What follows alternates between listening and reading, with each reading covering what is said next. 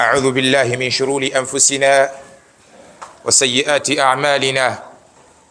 من يهده الله فلا مضل له ومن يضلله فلا هادي له أشهد أن لا إله إلا الله وأشهد أن محمدا عبد الله ورسوله خير معلم وأفضل مرب أدبه ربه فأحسن تأديبه وجعله صفيه وحبيبه صلى الله عليه وسلم وعلى آله وأصحابه وعلى كل من اهتدى بهديه واستنى بسنته وتمسك عن دينه إلى يوم سنقوم أمام ربنا. عباد الله، أوصيكم ونفسي بتقوى الله عز وجل. قال تبارك وتعالى في محكم الكتاب: يا أيها الذين آمنوا اتقوا الله ولتنظر نفس ما قدمت لغد واتقوا الله إن الله خبير بما تعملون. عباد الله، فإن أصدق الكلام كلام الله، وخير الهدي هدى محمد صلى الله عليه وسلم، وشر الأمور محدثاتها، وكل محدثة بدعة، وكل بدعة ضلالة، وكل ضلالة في النار.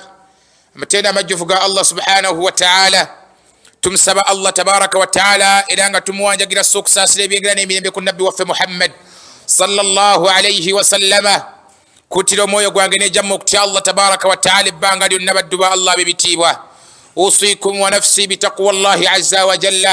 كتلو مويو غوانغني جموك تي الله تبارك وتعالى بانغا دي نبدو مسموغا فوغورو عليرو وبيبي غامبو بيفي بتغينو كبانغا تتنكو نكو عليرو bigenda kubanga bitambulira wansi w'omulamu okugamba nti al amru bil ma'rufi wan nahyi 'anil munkari, okulagira okukola obulungi n'okuziyiza okukola obubi mu umma y'omubaka Muhammad sallallahu alayhi wasallam. Baddu ba Allah bebitiibwa, njagala mbategeeze nti ekigambo ky'okulagira okukola obulungi al amru bil ma'ruf wan nahyi 'anil munkari min usuli al islam, kyekimu ku bikolo by'obusiraamu, gyezimu ku nsonga ezitambulirwako eddiini yaffe ey'obusiraamu. Wetuba twetaaga obusiraamu bwaffe ebbanga lyonna okubeera nga buyonjo, okubutuusa mu maaso g'owekitiibwa Allah subhanahu wa ta'ala nga busiraamu butuukiridde, nga bujja tuweesa ejjana y'owekitiibwa Allah. Mu busiraamu bwaffe muteekeddwa okubeeramu omulamu okugamba nti al amru bil ma'rufi wan nahyi 'anil munkari, okulagira okukola obulungi n'okuziyiza okukola obubi, nga wonna awali ensonga yonna ekyankalanye mu umma y'omubaka Muhammad sallallahu alayhi wasallam tuvaayo ne tugiziyiza abantu. Tubagamba nti nedda eso si kituufu. Ekituufu kye kino tuteekeddwa kukola bwe tuti. Era bwe tuba tutunuulidde ensonga lwaki ffenna tusome eddiini, ensonga muzimu ku nsonga ezitusomesa eddiini y'owekitiibwa Allah subhanahu wa ta'ala, oluvannyuma lw'okugikolerako kubeera nga tugamba abaddu ba Allah okulagira okukola obulungi n'okubaziyiza okukola obubi, ze zimu ku nsonga lwaki tusome eddiini. Oluvannyuma lw'okukolera ku ddiini yaffe ey'obusiraamu, ng'omaze okugisoma n'ogitegeera, kikkakatako okubeera ng'ogiteekesa mu nkola. Bw'omala okugiteekesa mu nkola, kikkakatako okudda mu umma mw'owangaalira, otandika okulagira abaddu abagiwangaaliramu, kubeera ng'obagamba bannange mukole bulungi. Awali ensobi wonna n'obagamba nti bannange mukole mukumere nga mutereezaamu, n'obagamba nti eyo nsobi. Wallahi gwe mulimu lwaki tusoma eddiini, yezimu ku nsonga lwaki tusoma eddiini y'owekitiibwa Allah subhanahu wa ta'ala. Era y'ensonga lwaki Allah yatuma bannabbi bonna kujja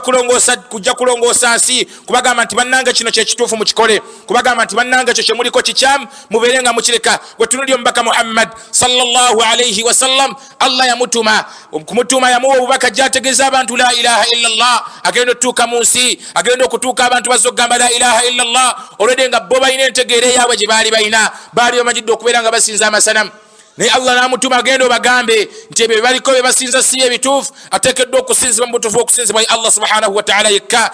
Gwe mulimu lwaki Allah yatuma ababaka bonna kujja kulagira abantu kukola bulungi na kubaziyiza kukola bubi. Yensonga lwaki ba imaamu baffe abalungi, abakulembeze b'emizigiti bonna, abawalimu bonna abasoma eddiini, tubagamba nti ekisookera ddala oluvannyuma lwammwe okukolera ku ddiini gye musomye, kulagira abantu kukola bulungi na kubaziyiza kukola bubi. Yensonga lwaki tusoma ilmu, wallahi yensonga lwaki tusoma ilmu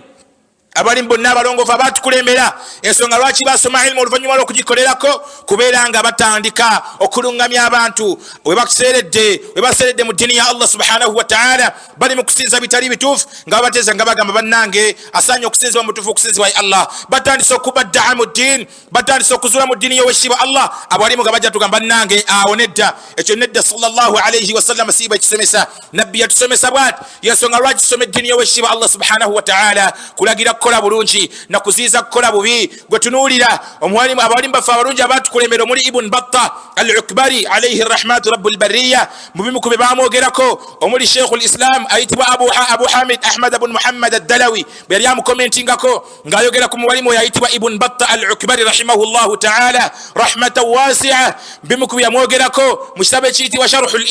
ibanatu al-kubra yagamba nti ibn batta lamma raja'a ibn batta wamala okukomawo kukaalo kwe yali awangalira ng'amaze okugenda okutalaga okunoonya ilmu yatambula ebyalo bingi yatambula ensi ez'enjawulo yagendako e makka ibn batta ng'agenze kunoonya ilmu yagendako e basra ng'agenze kunoonya ilmu yatandikira baghdad mu kisaawe ekyokunoonya ilmu naye yamala okudda abu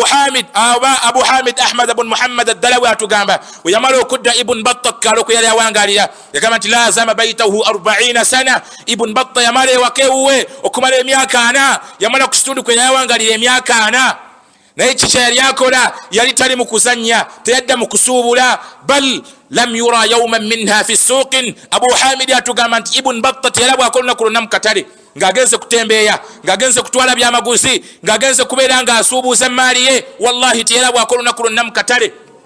ng'atutte emaali yali akola ki yagamba nti kaana ammaran bilma'rufi ibn batta abu ubaida wallahi yewe yakomawo okuva mu kunoonya ilmu ubaidillah yasalawo okubeera ng'alagira kukola bulungi yasalawo okubeera ng'atambuza ilmu yasalawo okubeera ng'asomesa abantu ddiini kaana ammaran bilma'rufi yali alagira abantu kukola bulungi yagamba abu hamid nti ibn batta we yamala okudda lam yablughu khabara munkarin illa ghayyara tegamutukako mawulire g'aboononefu nti kaalo gundi waliwo abazuula mu ddiini nti kaalo gundi waliwo abalogo kaalo gundi waliwo abagatta ku Allah wallahi tegamutuukako amawulire illa ghayyara okujjako ng'asala amagezi n'agenda atuukewo abeere ng'abijjawo baddu ba Allah ab'ebitiibwa tusaanye okubeera nga tulagira okukola obulungi mu ddiini ya Allah mbimu ku bigenda okukuuma obusiraamu nga buli ku ntikko kwe kubeera nti mulimu kye tuyita disciplinary committee abo abajja ne bagamba nti bannange ekyo kisu kituufu bannange ekyo kituufu mukole ekyo si kituufu mukireke naye we tunaaba tetutaddewo kakiiko ako kakwasisa mpisa mu ddiini ya wakitiibwa Allah subhanahu wa ta'ala kwe kulaba obusiraamu nga bugenda buseebengerera kwe kulaba obusiraamu nga bugenda bujjamu agantu ge tutategeera nga bukeera ku makya olina ajja n'ayogera ekigambo wallahi nga si kya mu ddiini najja n'atugamba nti bannange ab'ebitiibwa nti omuddu yenna kasaazaala omwana n'amwonenekako n'afuuka omutabbuliiki nti oyo omwana abeere nga amutalaka abeere nga omwana amuzaalukuka otya ya rabbi wallahi obusibwa busiraamu kati wategeddwa okubaawo akakiiko akajja ne katugamba nti bannange ekyo ekigambo si kituufu bwetutyo wetukuuma eddiini y'owekitiibwa Allah subhanahu wa ta'ala tugikuuma bilamuri bilmarufi na kulagira abantu kukola bulungi wannahyu anil munkari na kuziiza bakola bubi mu ddiini y'owekitiibwa Allah gwe tulaba aseera ntugamba nti gwe gundidda ku mulamwa era yensonga lwaki Allah subhanahu wa ta'ala yafuula omulembe gwa nabbi Muhammad sallallahu alayhi wa sallam omulembe ogukyasinza okubeera nga mulungi ku mirembe egy'enjawulo lwaki Allah yagamba ti kuntum khayra umma kuntum immwe ya ummata Muhammad abange mmwe umma yombaka Muhammad sallallahu alayhi wa sallam khayrul umam mwe abasinga emirembe gyonna egyakulembera mwe balungi okusinga emirembe gyonna egyasookawo wallahi ffe bantu bakyasinza okubeera nga tuli balungi mu maaso g'owekitiibwa Allah n'okusinga emirembe egyakulembera kigambo kya Allah yakyogera mu Qur'an ekitiibwa gamba nti kuntum khayra umma mwe umma ekyasinza okubeera nga nnungi ku umma zonna ezaakulembera antum anfa'u nnasi linnas mwe abakyasinza okubeera nga mugasa abantu umma yombaka Muhammad sallallahu alayhi wa sallam lwaki ta'muruna bil ma'rufi mulagira abantu kukola bulungi wa tanhauna 'anil munkari era we mulabye obubuze we mulabye obwononefu we mulabye embeera etali nnungi ne muvaayo mu abantu ba umma yombaka Muhammad sallallahu alayhi wa sallam nabashita baddu ba Allah bebitiibwa tusaanye okubeera nga tulagira okukola obulungi n'okuziiza okukola obubi we tulabye abantu nga batandise okuzanyira mu ddiini batandise okubeera nga baweebula eddiini y'owekitiibwa Allah tuteekeddwa okubeera nga tuvaayo ne tukyogerako tugamba nti bannange ekyo si kye kituufu. Ekituufu kye kino, wallahi bwe busiraamu baddu ba Allah b'ebitiibwa, bwe busiraamu buteekeddwa okubeeramu akakiiko akakaaba walimu akavaayo ne kagamba nti bannange ekyo si kituufu, yadde kyayogeddwa musiraamu, yadde mwamulabye ng'ali mu nkofiira, yadde mwamulabye ng'ataddemu ejjuba y'Emisiri, yadde mwamulabye ng'anyumye, yadde mwamulabye ng'ataddemu ekkanzu, naye ekigambo kyeyayogedde wallahi si kye kituufu. Teteekeddwa kukitambulizaako busiraamu. Awo wallahi obusiraamu bugenda kubeera ku ntikko. Tugenda kukeera ku makya ng'obusiraamu buli waggulu bw'ekitebe kyali ku mulembe gwa Nabi Muhammad sallallahu alayhi wa sallam. Teri mawulire gonna ge yawulira sallallahu alayhi wa sallam mu ddiini ye nga batandise okugizanyiramu n'asirika, bal yabeera ng'akyogerako, era kyekitufudde ab'enjawulo ffe okwawukanako n'emirembe egisigadde. Ne wallahi we tunaaba tetukoze kikolwa kyakulagira kukola bulungi mu ddiini ya Allah, we tunaaba tetukoze kikolwa kyakugjawo obubuze mu ddiini ya Allah na mu nsi y'owekitiibwa Allah subhanahu wa ta'ala, tetugenda kwawukanako n'aba bani Israil. Allah ajja tusaako ebikolimo nga bwe yakikola ku babani Israil. Allah subhanahu wa ta'ala yagamba nti lu'ina alladhina kafaru min bani Israila ala lisani Daud. Allah subhanahu wa ta'ala yasse ekikolimo ku baana ba Isirayiri ku lulimi lwa nabbi Allahi Daawuda alayhi salam wa Isa bni Maryam ne Isa bni Maryam yabassaako ekikolimo. Naye lwaki Allah subhanahu wa ta'ala abakolima abajja mu kusaasira kwe? Omanyi kyekitegeeza gwe Allah okujja mu kusaasira kwe kye tuyita laana tardun min rahmatillah. Allah subhanahu wa ta'ala okubanga akujja mu kusaasira kwe kyekola ababanu Israil, yabajja mu kusaasira kwe. Lwaki Allah subhanahu wa ta'ala atuuka okukwata ababanu Israil n'abajja mu kusaasira kwe? Yagamba nti kanu la yatanahawna anil munkari faalu, baali tebeeziiza bubi bwali bugenda mu maaso nga bo ebibi bye babatu byatukanga mu umma bo tebabyogerangako, bo babirekanga bwe babagambangako. Wallahi kanu la yatanahawna anil munkari faaluhu, bo nga bagenda mu maaso n'okukola ebikolwa byabwe. Allah subhanahu wa ta'ala n'abajja mu kusaasira kwe. Wakadhalika naffe tunaaba tetukikoze ng'obusiraamu bugenda bufa nga buli omu ajja n'ategerya eddiini nga bw'ayagala ne watabaawo ka discipline committee kagenda kuvaayo kwogera ku ekyo. Wallahi bugenda kukeera ku makya Allah subhanahu wa ta'ala atujje mu kusaasira kwe nga bwe kiri olwaleero. Tulowooza lwaki ennaku zino wallahi okubonaabona kususse mu maka g'abasiraamu kubanga mufe abasiraamu bennyini. Wallahi waliyo abavuddeyo ne batandika okuzanyira mu ddiini ya Allah, ate ffe abamu abasobola okukyogerako ne tusirika. Imaamu abasobola okwogera ku nsonga ne tusirika ne tugaana okugamba abantu amazima. Yensonga lwaki obusiraamu bukedde ku makya ng'osanga mukyala wa busiraamu ali mu kubonaabona, osanga musajja wa busiraamu wallahi nga tubonaabona. Naye lwaki tunyiziza Allah subhanahu wa ta'ala okuba nti obwononefu bugenda mu maaso mu umma? Wallahi ne tutabwogerako ne bukeera ku makya Allah naye n'atandika okutubonereza. Kyajja mu hadithi omubaka Muhammad sallallahu alayhi wa sallam yagamba nti wallahi nafsi biyadihi, yaleero mbaka waffe Muhammad sallallahu alayhi wa sallam n'agamba ndayiro oyo Allah waniridde omwoyo gwange mu mikono gye, la ta'murunna bil ma'rufi. Abantu ba umma ya nabbi Muhammad sallallahu alayhi wa sallam muteekeddwa okulagira okukola obulungi, muteekeddwa buteekwa, mwagala temwagala, shi'tum am abaitum, mwagala temwagala, muteekeddwa okulagira obulungi mu umma y'omubaka Muhammad sallallahu alayhi wa sallam. N'agamba nti wala tanhawunna anil munkari, era muteekeddwa okubeera nga muziiza okukola emize emibi, okukola obubi mu umma ya nabbi Muhammad sallallahu alayhi wa sallam. Yagamba nti awo we munaaba temukikoze la yushiqanna Allah, kijja kuwaliriza Allah subhanahu wa ta'ala an yab'atha alaykum adhaba, okubeera nga abassaako ebibonerezo. Fatad'uuna fala yustajaba lakum, Allah subhanahu wa ta'ala muwanikire emikono mumusabe. Fala yustajaba lakum, Allah aleme kubaanukula. Ne lwaki? Anti ensobi zigenda mu maaso, ffe abasirafu abawalimu ne tuzinga emikira. Wallahi nga tugamba tugenda kulyawa wenna akyogerako ne bangoba ku muzikiti. Nenga wallahi naawe ekituufu okimanyi, nga naawe ekituufu okimanyi. Naye mbasuubiza baddu ba Allah tuganye okwogera ku mazima, tuganye okubeera nga tujja obuuse mu umma y'omubaka Muhammad sallallahu alayhi wa sallam. Naye mukimanyi fala nas'alanna alladhina ursila ilayhim wala nas'alanna almursalun. Wallahi Allah agenda kubabuuza ku yawma alqiyama, Allah agenda kubabuuza ku yawma alqiyama. Mwategeera amazima naye temwasobola kugamba bantu ba umma ye kubeera nga mubalungamya ne musigala nga muziiza emikira, ne musigala nga tuddeko ng'obonerefu bugenda mu maaso mu umma. Naye nga ne ilmu mugiina, mwasoma ebitabo bya Allah subhanahu wa ta'ala, mwasoma Qur'ani, mwasoma buli kimu, ahadithi muziina. Naye ne musalawo ne mugamba nti ffe katusirike tetugenda kwogera ku mazima. Fala nas'alanna alladhina ursila ilayhim, Allah walimala okubuuza abo bonna bwe mwasirikiranga, bwe mwagaananga okuwabula, bwe mwagaananga okulaga ekituufu. Wala nas'alanna almursalun, Allah ajja kukazza mumwe ba imam, Allah azze kummwe abawalimu, mumwe abasomye ku ddiini. Allah akatambye akazze kummwe atandika okubabuuza. Abasiraamu abagamba ekituufu, abasiraamu abaffe temwategeera mazima. Lwaki temwategeeza abantu mazima? Baddu ba Allah b'ebitiibwa, tuleme kwonoona mu nsi ya Allah subhanahu wa ta'ala, tuleme kwonoona mu nsi ya Allah. Ekigendero lwaki Allah yatuteeka mu nsi si kwonoona. wetuba tulabye obuwonerefu baddu ba Allah bebitiibwa tuberenga tubujjawo tuleme kuleka bonerefu butambule mu umma abaffe tunuulira twewuunyisa wallahi twewuunyisa muzimu ku nsonga Allah subhanahu wa ta'ala ziyatutondesa oba ziyatutondera okubeera nga tukola muno mu nsi kumusinza muzimu ku nsonga Allah subhanahu wa ta'ala ziyatutondera okubanga tadde muno mu nsi kubeera nga tukola bulungi ebbanga lyonna nebukedde ku makya nga tusinga kukola bubi okusinga ne ku bulungi bwe twanteekeddwa okubanga tukola wallahi musiraamu n'ayonoona mu ddiini kera ku makya omusiraamu nga byayonoona mu ddiini bye bingi okusinga byatereeza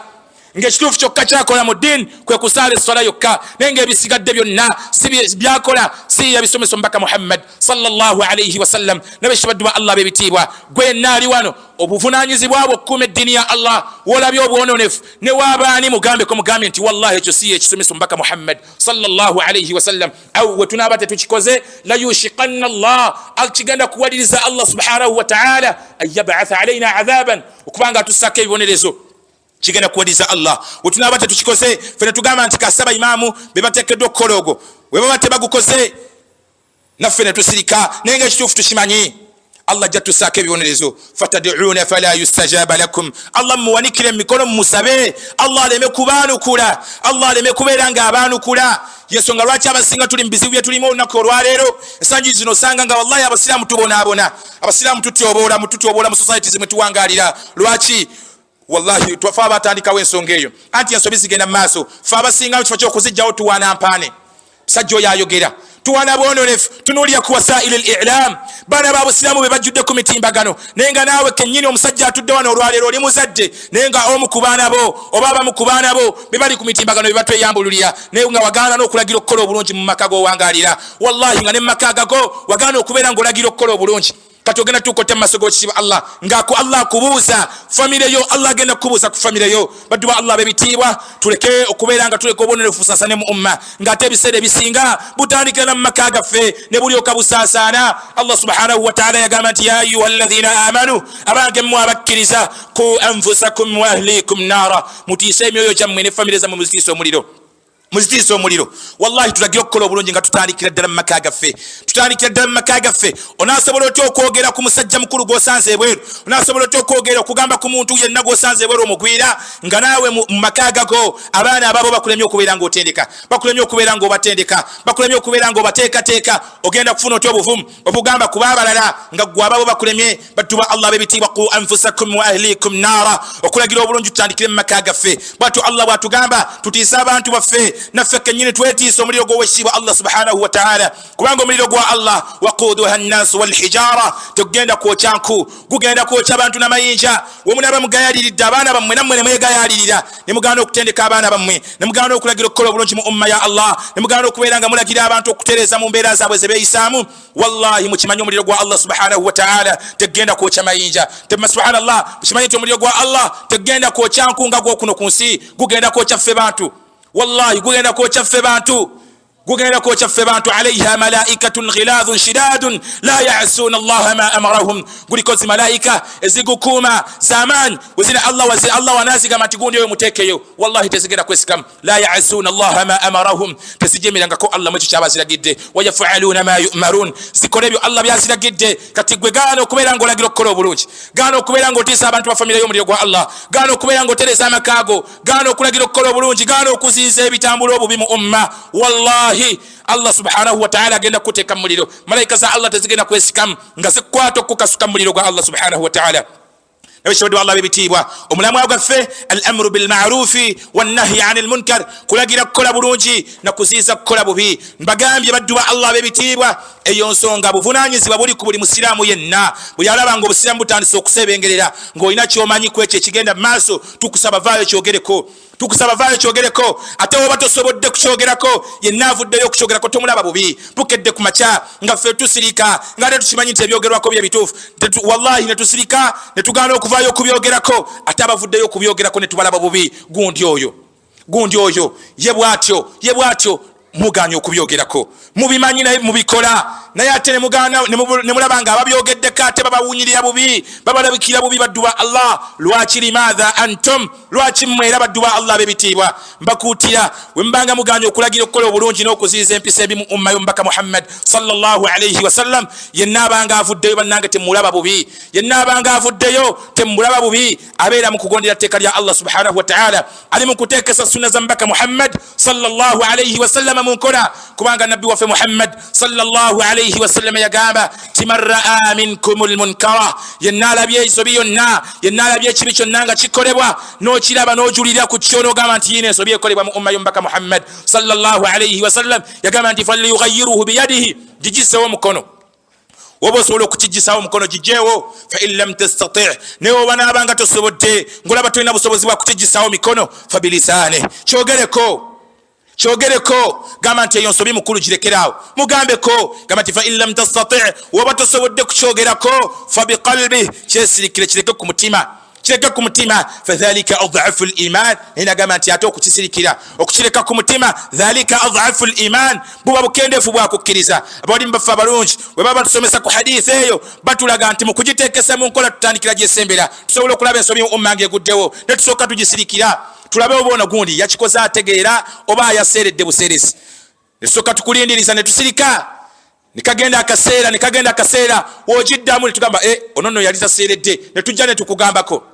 Wetulaba ng'olemeddeko olwo ne tujjayo ebikolwa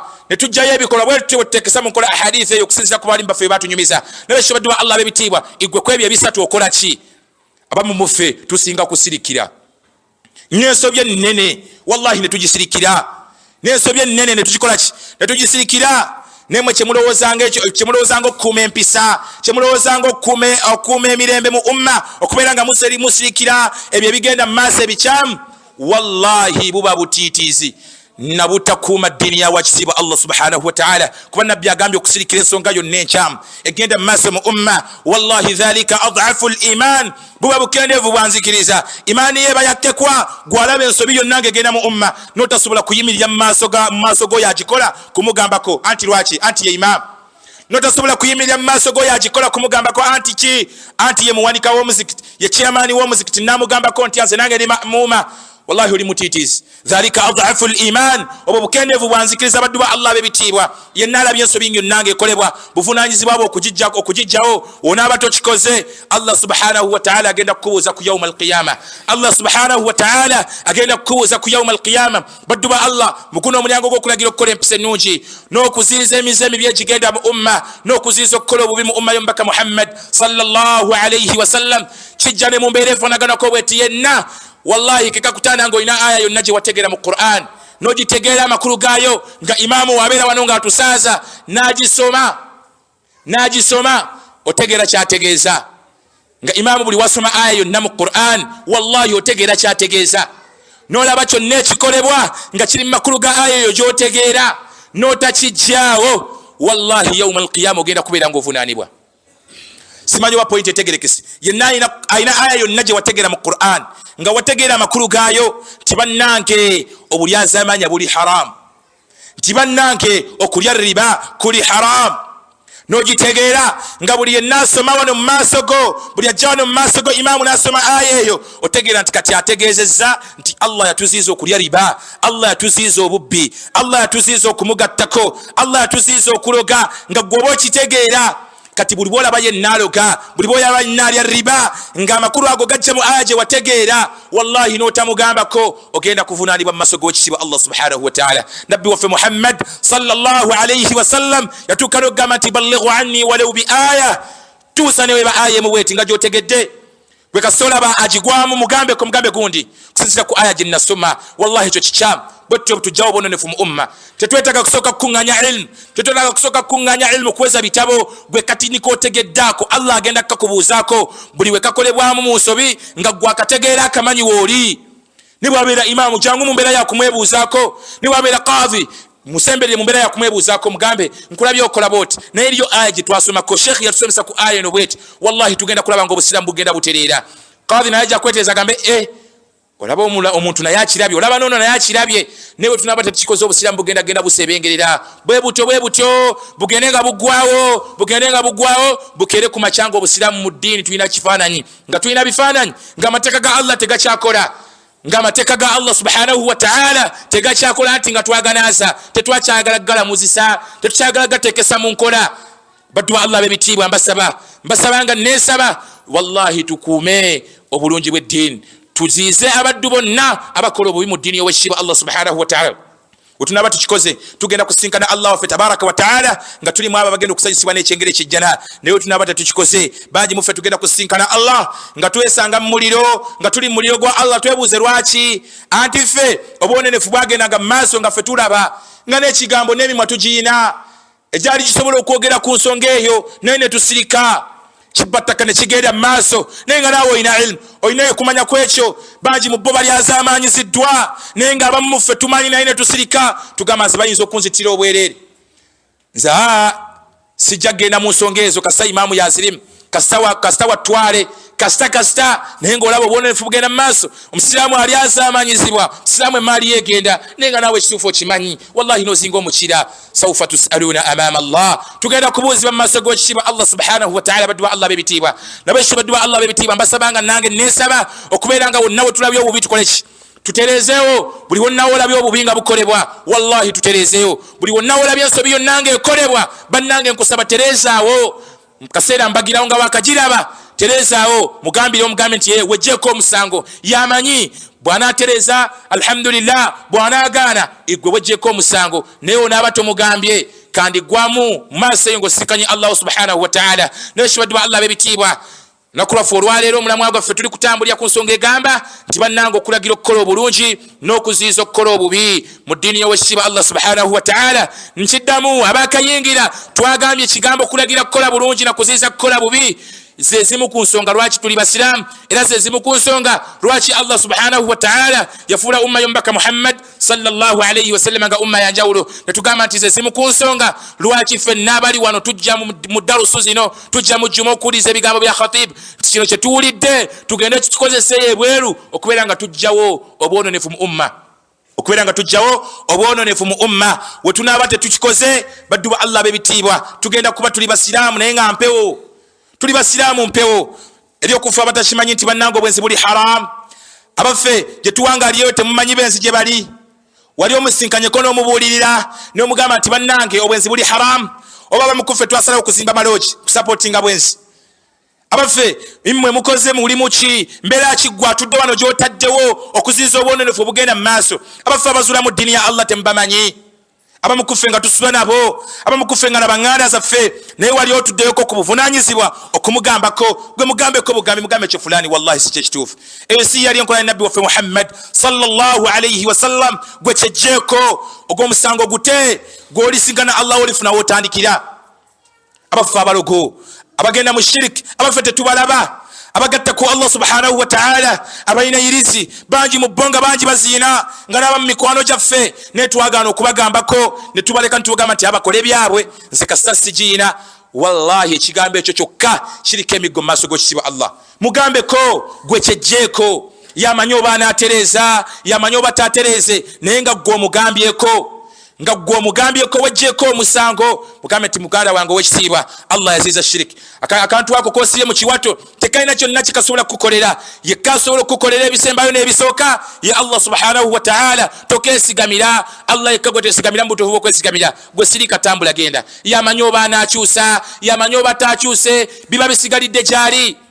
biba bisigalidde gy'ali. Baddu ba Allah b'ebitiibwa nabekyo, baddu ba Allah b'ebitiibwa mbasaba neesaba okulagira okukola obulungi mu umma. Gw'olabanga tateredde mugambe kola bulungi, gw'olabanga ali mu kugwa mu nsobi mulagire mugambe nti gundi nkusaba busabi. Si bwe kityo bwe kiteekeddwa okubeera. Muzze ku nsonga entuufu, muzze ku kituufu, muzze ku sunna z'omubaka Muhammad sallallahu alayhi wa sallam.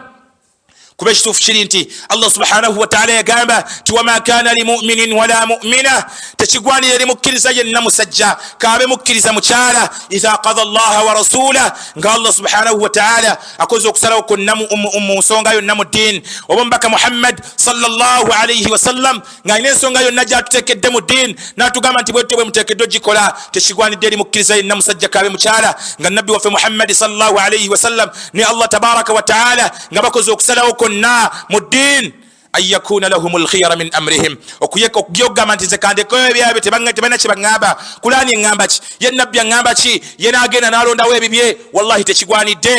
tekigwanidde kati nabbi waffe Muhammad sallallahu alayhi wa sallam yatugamba tulagire okukola obulungi tuzize okukola obubi kati kiri eri gwe imma osalawo n'ogamba nti nze kangoberere nabbi oba obireke Allah waffe subhanahu wa ta'ala n'atugamba tulagire abantu okukola obulungi tubaziize okukola obubi kiri eri gwe imma ojemera Allah imma ojemera mbaka Muhammad sallallahu alayhi wa sallam gobonenefu bugende mu umma nga gwe boolaba abaddu bagatte ku Allah ng'olaba abaddu bakole bid'a mu ddiini nga gw'olaba kiri eri gwe wallahi kiri eri gwe nekimanya Allah subhanahu wa ta'ala agenda kukubuuza maaso ge yagamba Allah subhanahu wa ta'ala ti walmu'minuna walmu'minati ba'dhuhum awliyaa ba'd abakkiriza n'abakkiriza mu basajja abakkiriza mu bakyala masekkati gaabwe babeera ba mikwano wallahi abakkiriza n'abakkiriza mu masekkati gaffe tubeera ba mikwano wayamuruna bilma'rufi wayanhauna 'anil munkar mbimu kubitufuula ebyo ab'emikwano olaba munnaaseeredde mugambe mukulu mutereeze mugambe kukola bulungi omuziizo okukola obubi kyekyo tutufuula abakkiriza nti ffe ebbanga lyonna tuli ba mikwano ng'ekitugatta okubeera ab'emikwano we tulaba aseerera agenda nga tumuzza nga tumugamba mukulu tereera mukulu dda mulayini kuludda ku mulamwa wallahi bwetyo bwe tulifu abasiraamu era kye tutufuula ab'emikwano ebbanga lyonna yensonga lwaki ffe abasiraamu okwawukanako n'amadiini amalala gonna obusiraamu yeddiini yokka Allah subhanahu wa ta'ala gye yagamba nti bonna baba bagyegattiddeko wallahi tuba tufuuse baaluganda anti bw'olaba muganda wo nga agwa mu ntata olaba muganda wo nga atandise okuseerera muyite mugambe muganda wange ogenda kugwa ekyolaga siwe watuufu komawo ومزك ملاموا أقول قولي هذا فاستغفر الله لي ولكم ولسائر المسلمين إنه هو البر الكريم وهو الغفور الرحيم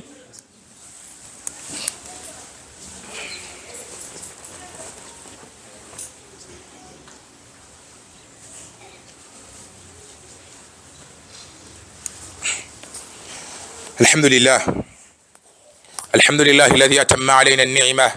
وأكمل لنا الدين ورضيه والصلاة والسلام على المبعوثين رحمة للعالمين بشيرا ونذيرا وداعيا إلى الله بإذنه وسراجا منيرا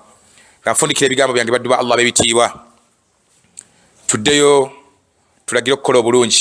والله تزيزابان تكولو ببي يا سايني مينتيو كا gwejoyino musiramu buvunaanzibwa bwa buli musiramu yenna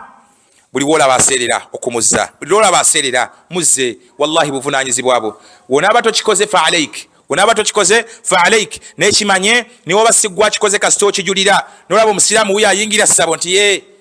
notamugamba konti gundi okuloga kiri haram nolabo omusiramu yesibye irizi okimanye nti yo yajesibye nti ye notamugamba konti fa alaik kiri gyoli obutamugambako nekimanye Allah agenda kukubuuza Allah subhanahu wa ta'ala agenda kukubuuza nabashibadduba Allah bebitiibwa tuberenga tulagira abantu okukola obulungi n'okubaziiza okukola obubi nga maliza ebigambo byange wetuba tulagira ensonga eyo okukola obulungi n'okukola obubi tutandikire n'okulongoosa okukola obulungi n'okuziiza okukola obubi tutandikire mu maka gaffe awalan tandikira mu makaago kakasa nti osoose kulongoosa bakawuwo kuba n'okugamba omuntu kyokola kumuziiza ekyokola wallahi naso si kirungi mudu agamba banango okuloga kuli haram nenga naye akola ki nenga aloga kusamira kuli haram nenga naye asamira okubba kuli haram nenga omulimu gwakola naye muki mubbi soka weterezi ya aya Allah subhanahu wa ta'ala yakola abakkiriza nagamba nti ya ayyuhalladhina amanu qu anfusakum wa ahlikum nara